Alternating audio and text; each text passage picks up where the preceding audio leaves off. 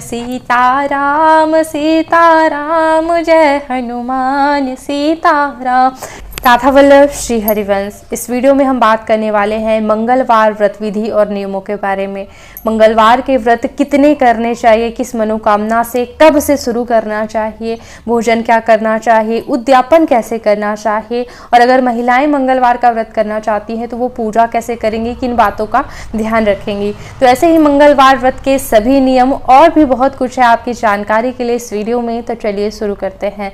सबसे पहले मंगलवार का व्रत कब से शुरू करना चाहिए, तो खर मासों को छोड़ करके किसी भी महीने के शुक्ल पक्ष से आप मंगलवार का व्रत शुरू कर सकते हैं।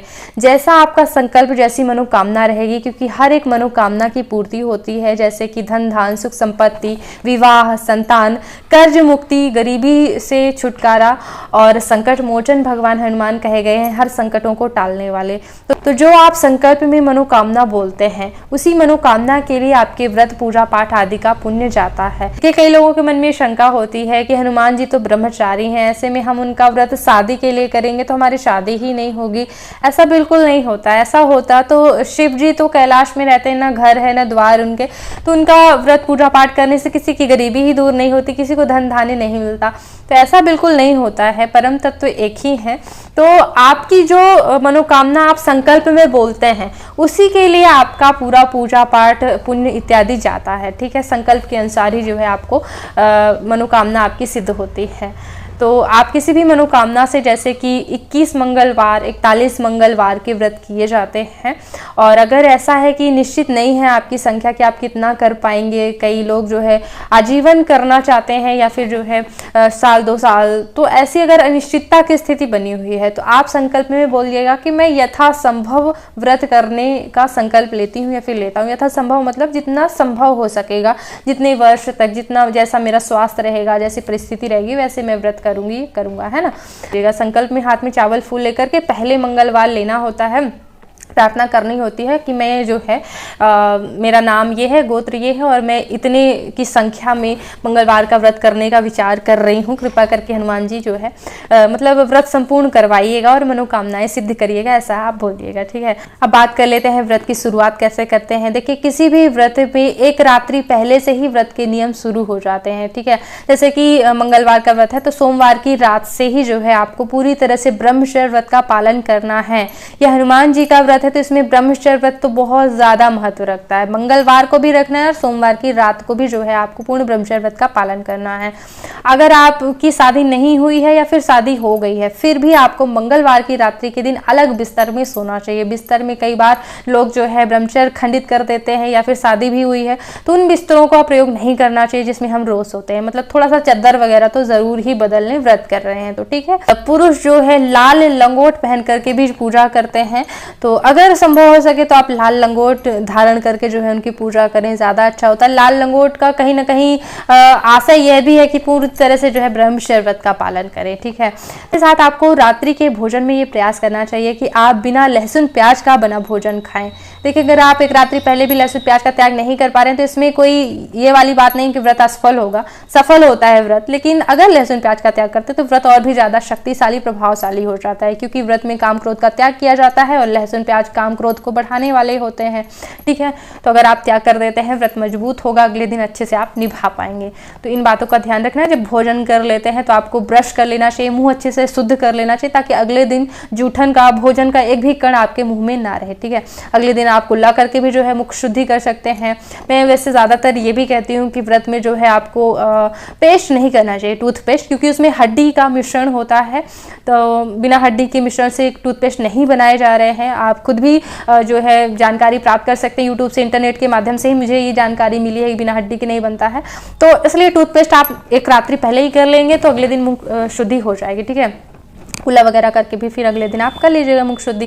साथ ही साथ व्रत में मैं शैम्पू का प्रयोग भी वर्जित बताती हूँ, क्योंकि आप सोमवार के दिन ही जो है मतलब सिर धोकर के स्नान कर लें, बाकी आप केवल मंगलवार के दिन बालों को गीला करके स्नान करें। क्योंकि देखिए, शैम्पू में भी बताते ही हैं कि अंडा मिला करके शैम्पू बनाया गया, ये है वो है। तो हम व्रत के दिन ऐसा बचते हैं कि देखिए, क्योंकि हम व्रत पापों से मुक्ति के लिए ही करते हैं, और अगर ऐसे में जानवरों को मार कर बनाई गई चीजें या फिर जानवरों के अवशेषों से बनी चीज अगर हम प्रयोग में लाते हैं तो कहीं ना कहीं हमारे खाते में पापकान से जुड़ ही जाता है।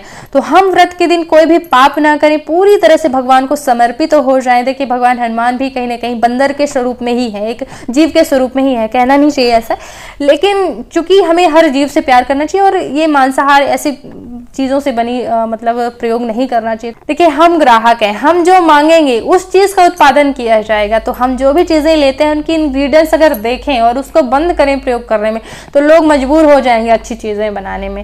तो और गलती मंगलवार के व्रत में लोग करते हैं कि भगवान हनुमान को जब चोला चढ़ाया जाता है तो उन्हें चांदी का वर्क भी चढ़ाते हैं। चांदी का जो वर्क होता है वो एक चमड़े के झोले में बीच में डाल करके पीटा जाता है। बिना चमड़े का प्रयोग किए चांदी का वर्क बन ही नहीं सकता है, इसलिए चांदी का वर्क भी जो है भगवान हनुमान को नहीं चढ़ाया जाना चाहिए, ना ही चांदी के वर्क की मिठाइयाँ भोग में लगानी चाहिए। ठीक है, अब पूजा विधि में क्या कुछ खास करना होता है, तो जो लोग मंदिर जा पा रहे हैं तो बहुत ही अच्छी बात है, मंदिर जा कर के आप जो है पंचोपचार विधि से पूजा करें। लेकिन किसी भी व्रत में व्रत कथा पाठ करने का विशेष महत्व होता है। अगर व्रत कथा पुस्तक नहीं है तो वैसे आप चैनल पर जो है व्रत कथा खोल के भी सुन सकते हैं कथा, ठीक है।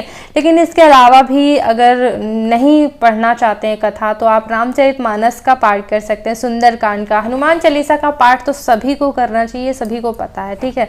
साथ ही साथ जैसे कि महिलाएं मंदिर जा करके हनुमान जी का स्पर्श करके पूजा नहीं करेंगी, जैसे कि पंचोपचार से पूजा करनी चाहिए। तो चंदन वगैरह जैसे लगाना है, सिंदूर भगवान हनुमान को अर्पित करना जाता है, चोला चढ़ाया जाता है। तो क्या करना है कि जैसे महिलाएं अगर तो रुई में वो ऐसे करके दूर से रख दिया करेंगे उनके चरणों में, ठीक है। बाकी तो चंदन पुष्प यानी कि धूप दीप और नैवेद्य, तो धूपबत्ती जलाइए और दीपक आप तिल के तेल का, चमेली का तेल विशेष महत्व होता है, ना मिले तो तिल या फिर घी के दीपक आप प्रज्वलित कर सकते हैं। इसके बाद जो है जो भोग आप अर्पित करते हैं, चने गुड़ का विशेष महत्व होता है भोग में, तो उस भोग में तुलसी पत्र जरूर रखिए। आप बेसन के लड्डू भी चढ़ा सकते हैं, चने से बना कोई भी भोग, ठीक है। मंगलवार के व्रत में लाल रंग की वस्तुओं का ही महत्व होता है। नैवेद्य में फूल चढ़ा रहे हैं तो लाल ही फूल भगवान को अर्पित करिए। इस तरह से लाल आसन पर बैठ करके आप पूजा कर सकते हैं, लाल वस्त्रों को धारण करके। देखिए रंगों का महत्व भगवान के लिए इतना ज़्यादा नहीं होता है, क्योंकि मतलब सामग्री से भगवान प्रसन्न नहीं होते, वो भाव से प्रसन्न होते हैं।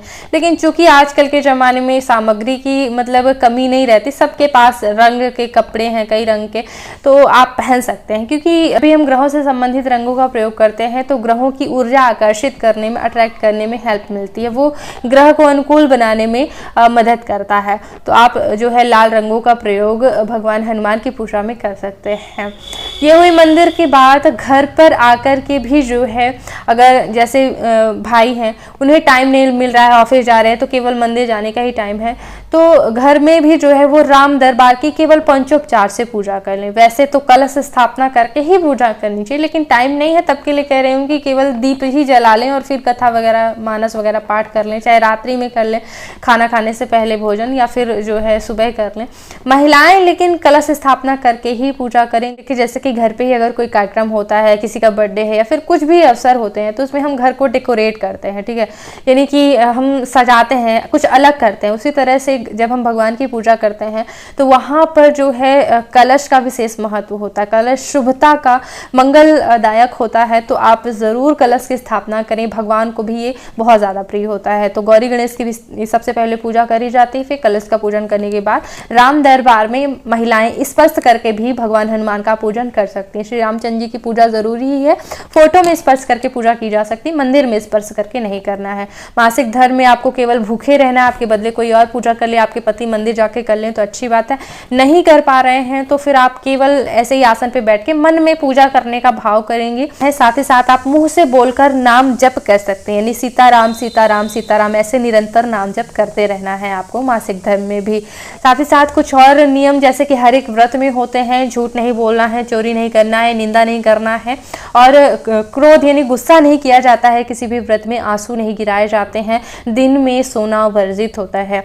सुनने में ये बातें छोटी छोटी लगेंगी, लेकिन छोटी छोटी गलतियों से, जैसे किसी का फोन आया, हम किसी की बुराई कर ही देते, छोटे छोटे झूठ बोलते रहते, किसी पे गुस्सा आ जाता है, याद ही नहीं रहता कि हम व्रत है, तो इनसे हमारे व्रत के फलों में कटौती होती जाती है। ऐसे में कई लोगों का मेरे पास कमेंट आता रहता है, हम कई साल से व्रत करें लेकिन कोई कोई प्रभाव ही नहीं दिख रहा है। तो गलतियां मतलब भूखे रहने का नाम व्रत तो है नहीं, क्योंकि भूखे तो जाने अनजाने गरीब लोग भी रह लेते हैं और जानवरों को भी खाना जब नहीं मिलता तो उनका भी व्रत कहा जाता, लेकिन व्रत नहीं है वो। क्योंकि जब हम व्रत में नियमों का पालन करके और भगवान के भजन कीर्तन में दिन व्यतीत करते हैं, एक विशेष विधि से पूजा करते हैं, तब वो व्रत कहलाता है। ठीक है, और इसीलिए हर एक व्रत में नाम जप करने के लिए बताया जाता है, क्योंकि जैसे कि हमारे मन में बहुत सारी शंकाएं होती हैं कि कहीं पूजा में ये गलती नहीं हो गई, कहीं व्रत में कहीं मुझसे गलती तो नहीं हो गई। तो इन गलतियों की भरपाई जो है नाम जप से हो जाती है। साथ ही साथ व्रत बहुत ज़्यादा प्रभावशाली हो जाता है, क्योंकि व्रत किया इसलिए जाता है ज़्यादा से ज़्यादा भगवान का भजन हम कर सकें। तो 10-15 मिनट बैठ करके शाम को या फिर सुबह, देखिए ऐसा कहा जाता है कि जहाँ पे भी श्री रामचंद्र जी के नाम का कीर्तन हो वहाँ हनुमान जी ना आए, ऐसा हो ही नहीं सकता। तो ज़रूर आपको राम नाम संकीर्तन करना चाहिए, क्योंकि किसी न किसी रूप में भगवान हनुमान राम नाम संकीर्तन सुनने ज़रूर आते हैं। तो क्या करना है, सीताराम सीताराम जय हनुमान सीताराम, ऐसे आप मतलब बजाते हुए घंटी सभी पूरे परिवार के साथ बैठकर, या फिर नहीं मान रहे हैं कोई तो अकेले ही बैठ करके जो है 15 मिनट टाइम देख लीजिए मोबाइल में, स्वच्छ होकर के शाम के समय जब आप भोजन इत्यादि करेंगे उसके पहले कर लें, सुबह कर लें, तो ये बड़ा ही महत्व रखता है। देखिए जैसे कि भोजन की भी बात की जाए मंगलवार के व्रत में, तो एक अनाज मीठा भोजन करके जो है आपको व्रत पूरा करना चाहिए। नमक का त्याग करने के लिए बताया जाता है, स्वाद का त्याग करना चाहिए। ठीक है, लेकिन अगर नहीं रहा जा रहा है तो कई वर्षों तक व्रत करना, ऑफिस में भी काम है, कमजोरी महसूस हो रही, कुछ भी है, तो आप सीधा नमक ले सकते हैं। कहने का मतलब यहाँ पे ये है कि अगर बहुत तपस्या कठिन नहीं कर पा रहे हैं तो वो चल जाता है। जैसे कई लोग दोपहर में भी फलाहार लेना चाहते हैं तो ले सकते हैं, पानी वगैरह पीना चाहते हैं तो पी सकते हैं, यानी तपस्या भले ही कम हो जाए लेकिन व्रत करते हुए नाम जप ना हो तो फिर ये उचित नहीं होता है। क्योंकि कहने का मतलब है सब कुछ कर लिया, यानी सामग्री पूरी एकत्रित कर ली, लेकिन जो भगवान स्वीकार करते हैं वो है आपका भक्ति भाव, प्रेम, आपका नाम जप करना, स्मरण करना उनका, तो वो आपने किया ही नहीं, तो फिर व्रत का अधिक अर्थ नहीं निकल पाता है। अगर आप नाम जप करते रहेंगे ना तो आपको हर समय याद रहेगा कि मुझे ये गलती, किसी से झूठ नहीं बोलना है, किसी को गुस्सा नहीं करना है, याद रहता है, तो गलतियां होने की संभावना कम हो जाती है और व्रत तो मजबूत होता ही है। कुछ और बातों का ध्यान रखना है, जैसे कि आप व्रत कर रहे हैं तो पूरी तरह से जो है आपको मांसाहार का त्याग करना होगा। क्योंकि अगर जैसे इसीलिए कमेंट आते रहते हैं कि हम कई साल से व्रत करें लेकिन फल नजर ही नहीं आ रहा, प्रभाव कोई नजर ही नहीं आ रहा, तो इसीलिए नहीं नजर आता है। आप व्रत करते हुए भी मतलब मांसाहार कर रहे हैं, किसी और अन्य दिन भी खा रहे हैं, तो देखिए एक तरफ आप भगवान की सृष्टि समाप्त कर रहे हैं, भगवान के बच्चों को काट काट कर खा रहे हैं। हर एक जीव, हर एक चींटी भी भगवान का मतलब पुत्र है, अंश है, ठीक है, संतान है, उनको खा रहे हैं एक तरफ, और एक तरफ जो है भगवान से प्रार्थना करें। तो आप अपने से भी जो है अंदाजा लगा सकते हैं कि आपके प्रिय को कोई 2 थप्पड़ मारे, कोई भी आपका प्यारा इंसान हो उसको थप्पड़ मारे और आपकी तो पूजा करे, तो क्या आप उससे खुश रहेंगे? तो ऐसा नहीं होता है। इसलिए जो है मांसाहार का पूरी तरह से आपको त्याग करना होगा और पति से आज्ञा लेकर के महिलाओं को व्रत शुरू करना चाहिए, क्योंकि पति का भी योगदान होता है व्रत को निभाने में। कि आप व्रत हैं और पति की पता चला कि शराब पी करके घर में आ गए, तो ऐसे में व्रत को भी थोड़ा नुकसान होता है, इसलिए पहले पति की आज्ञा जरूरी होती है। ब्रह्मचर्य व्रत के लिए तो होती ही है कि 8 और ब्रह्मचर्य व्रत में जैसे कि 8 चीज़ों का ध्यान रखना होता है। अष्टविध मैथुन जो है वर्जित होता है किसी भी व्रत में, जैसे कि अश्लील चीज़ें देखना नहीं है, सुनना नहीं है, बोलना नहीं है, स्पर्श नहीं करना है, विचार नहीं लाना है।